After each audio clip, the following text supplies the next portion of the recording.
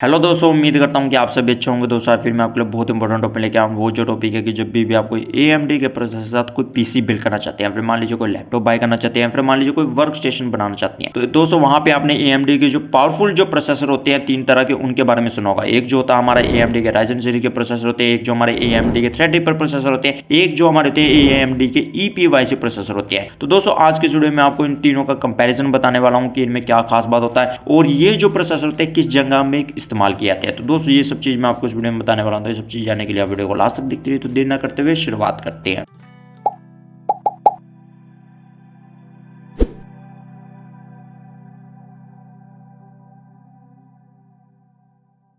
दोस्तों सबसे पहले हम यहाँ पे बात करते हैं जितने भी हमारे AMD राइजन के प्रोसेसर होते हैं। दोस्तों आपने अक्सर देखा होगा जब भी मान लीजिए हम होम पर्पस के लिए कभी भी कोई पीसी बनाते हैं या फिर मान लीजिए कोई लैपटॉप बाय करते हैं, तो वहाँ पे अक्सर आपने देखा होगा कि वहाँ पे ज्यादातर जो हम AMD के राइजन प्रोसेसर का इस्तेमाल करते हैं, चाहे मान लीजिए नॉर्मल वर्क के लिए इस्तेमाल करते हैं, फिर मान लीजिए गेमिंग पर्पज के लिए कोई पीसी बिल्ड कराते हैं, या फिर मान लीजिए कोई हाई एंड पीसी बिल्ड कराते हैं अपने होम पर्पज के लिए, तो वहाँ पे सबसे ज्यादा AMD राइजन प्रोसेसर का इस्तेमाल किया था। वो इसलिए किया जाता है दोस्तों कि वहाँ पे आपको लो बजट से लेके हाई एंड बजट तक वहाँ पे आपको काफी मॉडल इसमें देखने को मिलते हैं, जिससे आप जो बजट के हिसाब से अपना कोई भी प्रोसेसर वहां पे चूज कर सकते हैं। जैसे कि दोस्तों आपने देखा कि जितने भी AMD के राइजन प्रोसेसर होते हैं उनमें जो सबसे पहले होता है जो राइजन 3 होता है, जिसे हम एंट्री लेवल बोलते हैं, फिर हम जो उसे बोल सकते हैं लो एंड बजट पीसी बिल्ड भी बोल सकते हैं। मतलब वो उसका जो प्राइस काफी कम होता है, मतलब जो राइजन 3 के जितने प्रोसेसर होते हैं। उसके बाद जो आता है राइजन 5, जिसे हम जो मिड लेवल बोलते हैं या फिर उसे परफॉर्मेंस लेवल प्रोसेसर बोल सकते हैं। उसमें जो काफी बढ़िया गेम और जो काफी बढ़िया वीडियो एडिटिंग करनी हो तो हम वहां पे जो इस तरह का प्रोसेसर इस्तेमाल करते हैं, मतलब राइजन 5 वाले जितने प्रोसेसर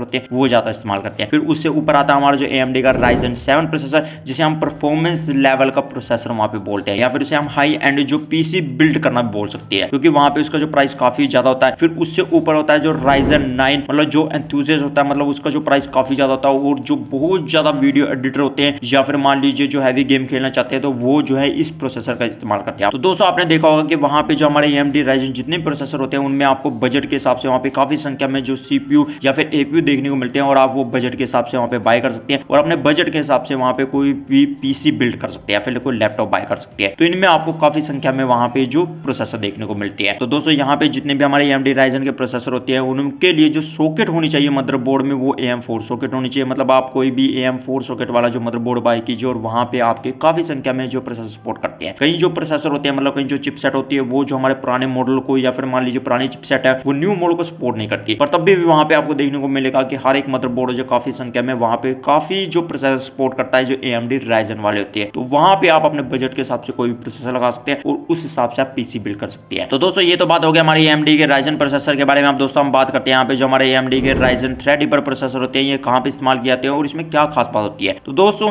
यहाँ पे जितने भी हमारे AMD के जो राइजन थ्रेडरिपर प्रोसेसर होते हैं इन्हीं जो हम बोलते हैं हाई एंड डेस्कटॉप वर्क के लिए इस्तेमाल करते हैं। मतलब यहाँ पे आपको देखने को मिलेगा कि यहाँ पे इसे शॉर्ट फॉर्म में बोलते हैं HEDT बोलते हैं। तो यहाँ पे ये जो प्रोसेसर होते हैं बहुत ही हाई परफॉर्मेंस वाले होते हैं। मतलब यहाँ पे क्या होता है कि जैसे मान लीजिए कि ये आपको जो प्रोसेसर होते हैं बहुत ही कम मॉडल देखने को मिलता है। जैसे मान लीजिए कि हमारे AMD राइजन में वहां पे आपको काफी मॉडल देखने को मिलते हैं, मतलब लो बजट से लेके आपको हाई एंड बजट तक देखने को मिलते हैं। पर यहाँ पे ये जो प्रोसेसर होते हैं इनका प्राइस पहले से ही काफी हाई होता है और इनको जो तब बाय किया जाता है जब आपके पास काफी ज्यादा हाई बजट हो। और ये जो प्रोसेसर होते हैं बहुत ज्यादा पावरफुल होते हैं। मतलब वहां पे मान लीजिए हम AMD राइजन 9 का कोई प्रोसेसर है तो वहां पे उसका टॉप प्रोसेसर भी, तब भी वहां पे इसमें जो कोर होंगे वो बहुत ही कम होते हैं। और यहाँ पे मान लीजिए हम AMD राइजन थ्रेडरिपर का कोई टॉप प्रोसेसर है तो वहां पे आपको कोर बहुत ज्यादा देखने को मिलेंगे, मतलब कोर और थ्रेड्स और बाकी चीजें भी आपको बहुत ज्यादा देखने को मिलेगी। तो यहाँ पे ये जो प्रोसेसर होता है बहुत ज्यादा पावरफुल होता है और यहाँ पे जो इसके लिए सॉकेट भी इस्तेमाल किया जाती है वो डिफरेंट की जाती है। मतलब वहाँ पे AM4 सॉकेट इस्तेमाल किया जाती है और यहाँ पे जो हमारी सॉकेट होनी चाहिए मदरबोर्ड के अंदर वो होनी चाहिए STRX4 सॉकेट होनी चाहिए, और ये आपको बहुत कम मॉडल देखने को मिलती है और इनका जो प्राइस काफी ज्यादा हाई होता है और ये बहुत ज्यादा पावरफुल होते हैं। हमारे जो राइजन के प्रोसेसर होते हैं, चाहे मान लीजिए वहाँ पे कोई राइजन 9 का कोई प्रोसेसर है कोई CB सीरीज को, उससे कहीं ज्यादा आपको पावरफुल ये जो प्रोसेसर देखने को मिलता है। तो ये बहुत ज्यादा पावरफुल होता है। और दोस्तों यहाँ पे ये जो प्रोसेसर है वो ज्यादातर इस्तेमाल करते हैं जिसने हाई एंड पीसी अपना बिल्ड करना हो और वहां पे बहुत ज्यादा एडिटिंग करते हैं और बहुत ज्यादा हैवी सॉफ्टवेयर का इस्तेमाल करते हैं, फिर मान लीजिए ट्रेंडिंग के रिगार्डिंग काम करते हैं, या फिर मान लीजिए बहुत ही ज्यादा मल्टीटास्किंग करते हैं, तो वहां पे ये जो प्रोसेसर का इस्तेमाल किया जाता है। और दोस्तों यहाँ पे जो साथ में एक होता है हमारा जो AMD राइजन थ्रेडरिपर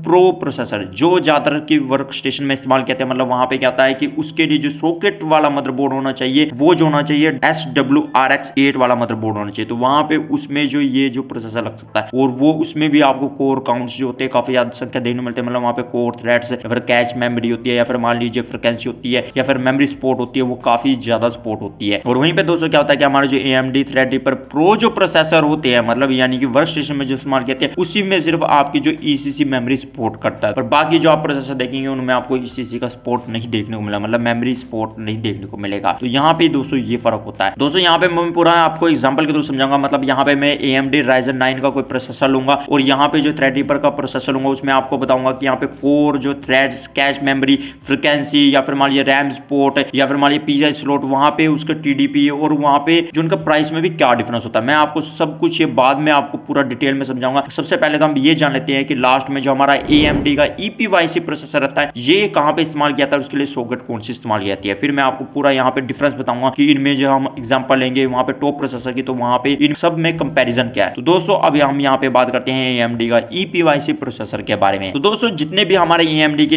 EPYC प्रोसेसर होते हैं ये ज्यादातर जो सर्वर में इस्तेमाल किया जाता है, या फिर एम्बेडेड के रूप में जो हमारे सर्वर्स होते हैं उसके रूप में इस्तेमाल किया जाते हैं। मतलब ये जो होते हैं काफी ज्यादा हैवी मल्टीटास्किंग कर सकते हैं। मतलब यहाँ पे क्या होता है कि ये जो होते हैं बहुत ज्यादा रैम सपोर्ट करते हैं, मतलब बहुत ज्यादा क्वांटिटी में रैम सपोर्ट करते हैं, और ये उसी में इस्तेमाल किया जाता है, मतलब सर्वर में ही ज्यादातर इस्तेमाल किया जाता है। ये हमारे जो होम पर्पस के लिए इस्तेमाल नहीं किया जाते या वर्क स्टेशन में नहीं इस्तेमाल किया जाते, और इनका जो प्राइस भी होता है काफी ज्यादा हाई होता है, और ये जो होम पर्पस के लिए बिल्कुल भी इस्तेमाल नहीं किए जाते। और दोस्तों यहाँ पे जो हमारे AMD के लेटेस्ट जो EPYC प्रोसेसर होते हैं उनके लिए जो हमारे मदरबोर्ड में सॉकेट होनी चाहिए वो होनी चाहिए SP3 सॉकेट, तभी आपका वहां पे जो प्रोसेसर लग पाएगा। और ये ज्यादातर आपको सर्वर्स या फिर जो एम्बेडेड यानी कि सर्वर्स होती हैं उनमें ही इस्तेमाल करने को देखने को मिला। मतलब वहां पे मान लीजिए कि आपको पता है कि जैसे मान लीजिए कि हम कोई टास्क करते हैं, मतलब वहां पे मल्टी यूजर बहुत ज्यादा संख्या में होते हैं, तो वहां पे इस करके इस्तेमाल किया जाता है, क्योंकि वहां पे हमें रैम भी ज्यादा सपोर्ट चाहिए, ताकि वहां पे आपको पता है कि बहुत की संख्या में वहां पे जो एक जो सर्वर के साथ या फिर डाटा के साथ वहां पे जो अपना डाटा शेयर कर रहे हैं या फिर मान लीजिए उसका यूज कर रहे हैं, तो वहां पे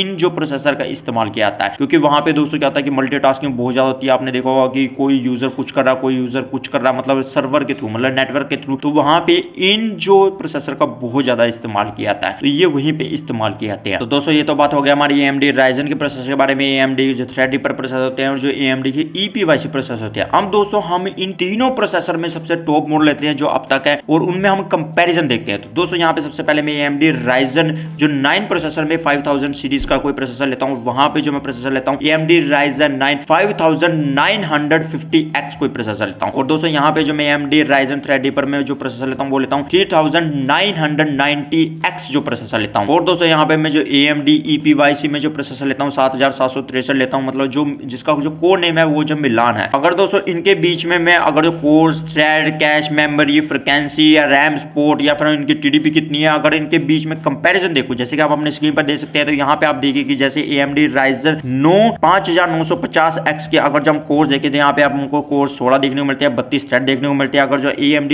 Ryzen थ्रेडरिपर में देखे, मतलब यहाँ पे 3990X में देखे, तो वहां पे आपको 64 कोर और 128 थ्रेड देखने को मिलते हैं। तो आप दोस्तों देखिए वहां पे टॉप मॉडल में आपको जो 16 कोर देखने को मिलते हैं और यहाँ पे आपको जो 64 कोर देखने को मिलते हैं थ्रेडरिपर में। तो दोस्तों आप यहाँ पे देख सकते हैं कि हमारा जो थ्रेडरिपर प्रोसेसर कितना ज्यादा पावरफुल है। उसके बाद दोस्तों अगर हम यहाँ पे AMD के EPYC प्रोसेसर की बात करें तो यहाँ पे भी आपको जो कोर्स है वो 64 कोर 128 थ्रेड देखने को मिलते हैं। मतलब फाइनल मतलब ये निकल कर आता है कि जितने भी हमारे AMD के Ryzen प्रोसेसर होते हैं उनके अंदर आपको कोर थ्रेड इतने नहीं देखने को मिलते हैं, मतलब बजट के हिसाब से बिल्कुल सही होते हैं, पर जितने आपको थ्रेडरिपर या फिर मान लीजिए EPYC प्रोसेसर होते हैं उनके अंदर आपको कोर और थ्रेड बहुत ज्यादा संख्या देखने को मिलती है। तो यहाँ पे सबसे पहले इनमें ये डिफरेंस होता है। अब दोस्तों हम इन तीनों के बीच में जो बात करते हैं वो बात करते हैं फ्रिक्वेंसी के बारे में। तो यहाँ पे आपको देखने को मिलेगा कि जितने भी हमारे जो AMD के Ryzen प्रोसेसर होते हैं उनके अंदर आपको जो फ्रिक्वेंसी है, बेस और बूस्ट जो फ्रिक्वेंसी होती है वो बहुत ज्यादा देखने को मिलती है। और यहाँ पे जितने भी हमारे थ्रेडरिपर या फिर EPYC प्रोसेसर होते हैं उनके अंदर आपको बेस या बूस्ट फ्रिक्वेंसी होती है, पर कोर के मुकाबले इतनी ज्यादा नहीं देखने को मिलती। जैसे कि आप दोस्तों इन तीनों के प्रोसेसर की जो बेस और बूस्ट फ्रिक्वेंसी दे सकते हैं फ्रिक्वेंसी, तो वहां पे आपको देखने को मिलेगा कि हमारे जो AMD का जो Ryzen प्रोसेसर है मतलब 5950 है, तो उसकी बेस फ्रिक्वेंसी आपको 3.4 देखने को मिलती है और बूस्ट देखने को मिलती है 4.7 आपको देखने को मिलती है। और यहाँ पे थ्रेडरिपर प्रोसेसर की लें तो आपको देखने को मिलेगा कि यहाँ पे इसकी जो बेस फ्रिक्वेंसी है मतलब टॉप प्रोसेसर की वहां पे 2.9 है, और यहाँ पे जो बूस्ट फ्रिक्वेंसी आपको 4.3 जो गीगाहर्ट्ज देखने को मिलती है। और यहाँ पे मान लीजिए कि हम अगर जो EPYC प्रोसेसर के लिए 7763 प्रोसेसर के लिए, तो वहां पे आपको बेस फ्रिक्वेंसी है जो 2.45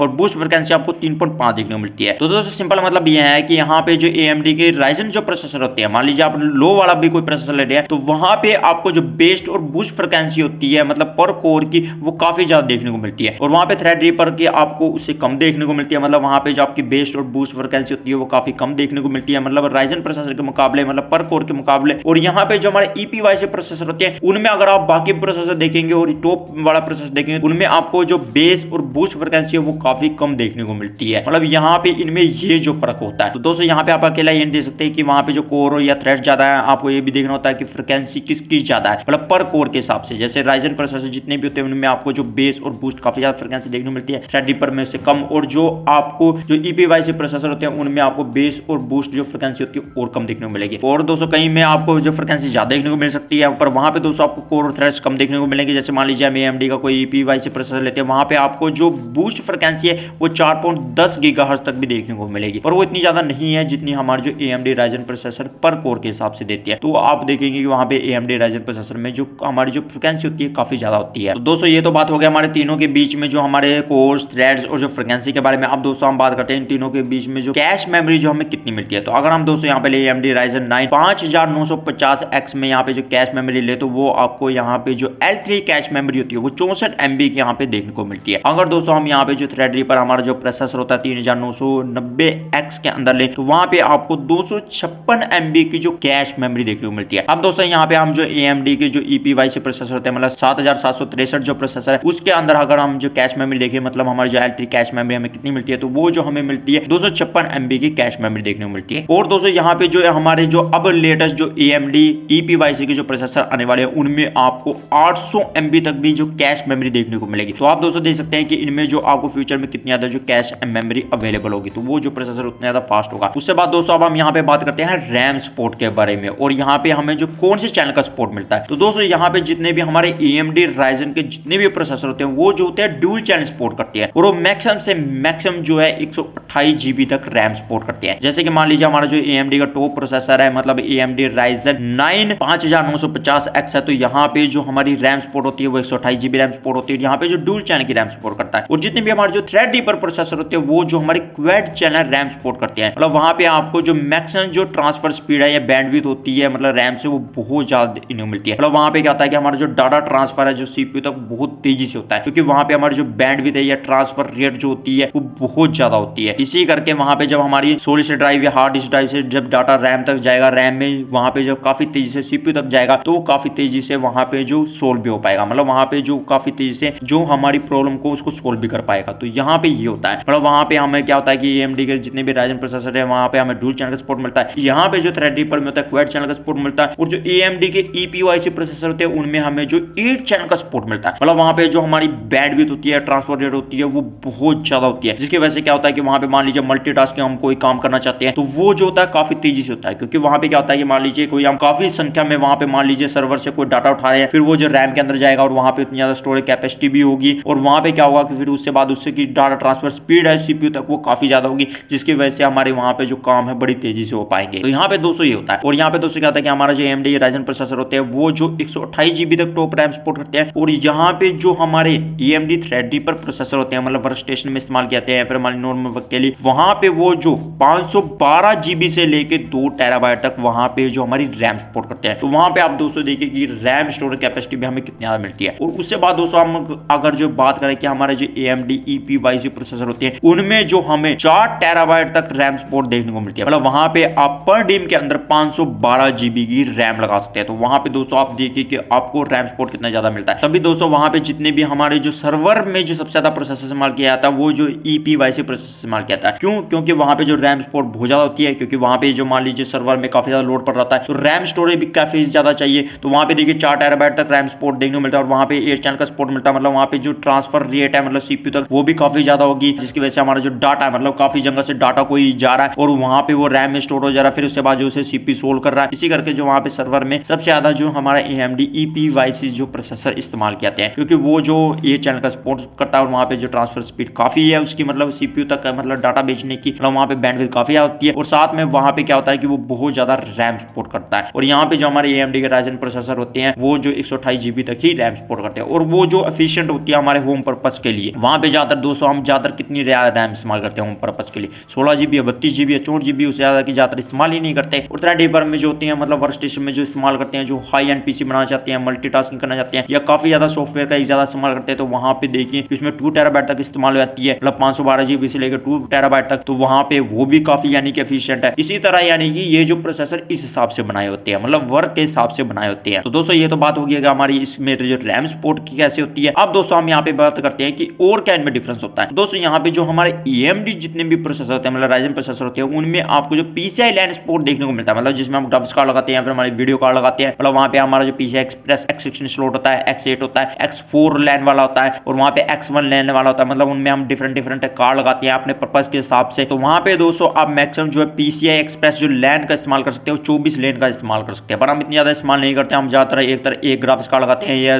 और कोई ग्राफिक्स कार्ड लगा लेते हैं, मतलब 2 ग्राफिक्स कार्ड का इस्तेमाल कर देते हैं, पर उससे ज्यादा हम इस्तेमाल नहीं करते। और दोस्तों यहाँ पे जितने भी हमारे AMD थ्रेडरीपर प्रोसेसर होते हैं, उनके अंदर जो PCI एक्सप्रेस जो आप लैन का इस्तेमाल करते हो, 64 लैन का इस्तेमाल कर सकते हैं। और जो हमारे वर्क स्टेशन में इस्तेमाल होते हैं, मतलब थ्रेडरीपर प्रो जो हमारे जो प्रोसेसर होते हैं, उनके अंदर मतलब उनके साथ आप जो 128 लैंस का इस्तेमाल कर सकते हैं, मतलब PCI स्लॉट वाली जो होती है, मतलब एक्सप्रेस स्लॉट वाली, उनका इस्तेमाल कर सकते हैं। और जो हमारे AMD EPYC प्रोसेसर होते हैं, उनके अंदर आप जो 128 लेन्स का इस्तेमाल कर सकते हैं। तो वहां पे आप दोस्तों देखिए कि हमें सर्वर्स में इतनी ज्यादा चाहिए भी होती है, क्योंकि वहां पे कार्ड काफी ज्यादा लगते हैं, मतलब काफी ज्यादा संख्या में कार्ड लगे होते हैं, तो वहां पे इस हिसाब से हमें चाहिए होती है। वर्क स्टेशन में काफी ज्यादा इस्तेमाल होते हैं, पर हम इतनी ज्यादा कार्ड का इस्तेमाल नहीं करते होम पर्पस के लिए। तो हमारे लिए वहां पे जो AMD राइजन प्रोसेसर होते हैं, वो जो होम पर्पस के लिए सबसे बेस्ट होती है। और दोस्तों यहाँ पे इसमें और क्या डिफरेंस होता है, मतलब TDP देखेंगे तो वहां पे जो क्या होता है कि हमारे जितने भी AMD राइजन प्रोसेसर होते हैं, उनकी जो TDP बहुत कम होती है। अगर हम टॉप प्रोसेसर की इसकी बात करें तो यहाँ पे जो हमारी TDP होती है वो 105 वाट की होती है, मतलब वहाँ पे जो हमें इतनी बड़ी हीट सिंक भी नहीं चाहिए, मतलब इतना पावरफुल हीट सिंक भी नहीं चाहिए ताकि हमारा जो वहाँ पे टेम्परेचर कंट्रोल ना हो पाए। तो यहाँ पे हमारा जो नॉर्मल जो हमारा टेम्परेचर कंट्रोल के लिए हीट सिंक या विद फैन होता है, उससे बड़े आराम से चल जाता है। अगर मान लीजिए आप वहाँ पे ओवरक्लॉकिंग करते हैं, ज्यादा हाई CPU का इस्तेमाल करते हैं, तो आप लिक्विड कूलर का इस्तेमाल कर सकते हैं। पर यहाँ पे दोस्तों जितने भी हमारे वर्क स्टेशन या फिर मान लीजिए जो हमारे जो सर्वर में इस्तेमाल होते हैं EPYC प्रोसेसर, उनकी जो TDP बहुत ज्यादा होती है। अगर हम यहाँ पे थ्रेडरीपर जो 3990X की जो TDP की बात करें तो वहाँ पे आपको 280 वाट की देखने को मिलती है। तो यहाँ पे आप दोस्तों देखिए कि उसकी TDP कितनी ज्यादा है, मतलब जिसे हम बोलते हैं थर्मल डिजाइन पावर बोलते हैं। उसके बाद दोस्तों अगर हम यहाँ पे जो AMD के EPYC प्रोसेसर की बात करें, जो कि हमारा प्रोसेसर है 7763 प्रोसेसर है, उसकी अगर हम TDP देखें तो वहाँ पे भी उसकी 280 वाट की जो TDP है। तो दोस्त सिंपल मतलब यह है कि जितने भी हमारे AMD राइजन प्रोसेसर होते हैं, उनकी जितनी ज्यादा TDP नहीं होती, मतलब वहाँ पे जो इलेक्ट्रिसिटी भी कम कंज्यूम करती है, और वो साथ में क्या होता है कि इतनी ज्यादा हीट जनरेट भी नहीं करते, मतलब वहाँ पे हमें इतनी ज्यादा हाई जो कूलिंग सिस्टम नहीं चाहिए। पर यहाँ पे जितने भी हमारे थ्रेडरीपर या थ्रेडरीपर प्रो होते हैं या फिर मान लीजिए EPYC प्रोसेसर होते हैं जो सर्वर में इस्तेमाल करते हैं, उनमें वहाँ पे जो हमें इलेक्ट्रिसिटी भी बहुत ज्यादा चाहिए, और साथ में वहाँ पे क्या चाहिए कि वहाँ पे हीटिंग मतलब हीट ट्रांसफर करने के लिए बहुत ज्यादा हीट सिंक का इस्तेमाल करना पड़ता है, और वहाँ पे जो कूलिंग स्टेशन का भी इस्तेमाल करना पड़ता है ताकि वहाँ पे जो उनका टेम्परेचर कंट्रोल कर सके। तो यहाँ पे ये बड़ा आपको देखना पड़ता है, मतलब वहाँ पे बहुत ज्यादा हीट जो हमारी जनरेट होती है हमारे जो थ्रेडरीपर या प्रो या फिर मान लीजिए EPYC प्रोसेसर होते हैं। पर यहाँ पे जो हमारे राइजन प्रोसेसर होते हैं उनमें इतना हीट जनरेट नहीं होती, और हम उसे होम पर्पस में इसलिए इस्तेमाल करते हैं। तो यहाँ पे दोस्तों ये होता है। और दोस्तों फाइनली अगर हम प्रोसेसर की प्राइस की बात करें, अगर हम देखें यहाँ पे जो हमारा AMD राइजन 9 5950X प्रोसेसर, अगर हम उसकी प्राइस देखें मतलब डॉलर में देखें तो वो आपको $799 में अवेलेबल है, मतलब उससे कम रेंज में आपको अवेलेबल मिल जाएगा। आप उसे जो इंडियन करेंसी के हिसाब से मल्टीप्लाई कर सकती है, जो करंट रुपीज अभी चल रहे हैं, पर आपको इसका प्राइस कम ही देखने को मिलेगा जो आपको ऑनलाइन शो हो रहा है। उसके बाद दोस्तों अगर हम AMD राइजन थ्रेडरीपर के यहाँ पे प्रोसेसर की बात करें, मतलब 3990X की प्रोसेसर की बात करें, तो ये आपको डॉलर जो मतलब यानी कि मिलेगा $3990 का आपको एक प्रोसेसर मिलेगा, मतलब इसका प्राइस जो बहुत ज्यादा है। उससे बाद दोस्तों अगर हम यहाँ पे अगर हम AMD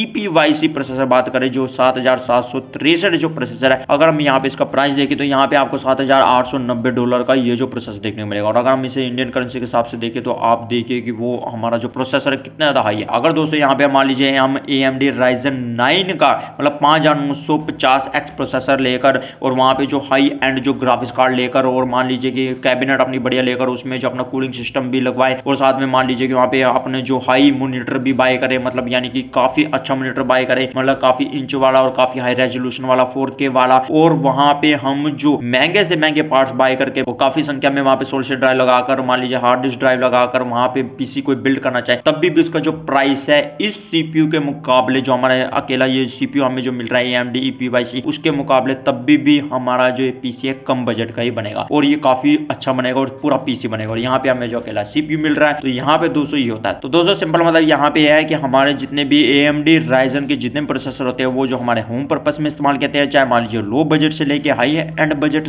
का पीसी बनाना। और यहाँ पे जो थ्रेडरीपर प्रोसेसर होते हैं वो जो ज्यादातर हाई एडिटर होते हैं, बहुत ज्यादातर मल्टीटास्किंग करते हैं, या फिर मान लीजिए जो बहुत ज्यादा हैवी सॉफ्टवेयर का इस्तेमाल करते हैं उनके लिए होते हैं। और जो हमारे थ्रेडरीपर प्रो जो होते हैं वो वर्क स्टेशन में इस्तेमाल किए जाते हैं। और जो हमारे AMD EPYC प्रोसेसर होते हैं वो जो सर्वर में इस्तेमाल किए जाते हैं। और उनका प्राइस भी उस हिसाब से, जिस हिसाब से उसकी लोड होती है और जिस हिसाब से उसमें जो फीचर मिलते हैं। तो दोस्तों उम्मीद करता हूं आपको पता चल चुका होगा कि इन तीनों के बीच में हमारा क्या डिफरेंस होता है और इनका इस्तेमाल किस जगह पे किया जाता है। तो दोस्तों उम्मीद करता हूं आपको वीडियो अच्छी लगी होगी। तो दोस्तों अगली वीडियो में आपको फिर मिलता है एक नई वीडियो के साथ। तब तक के लिए न्यू चीज सीखते रहिए और आगे बढ़ते रहिए।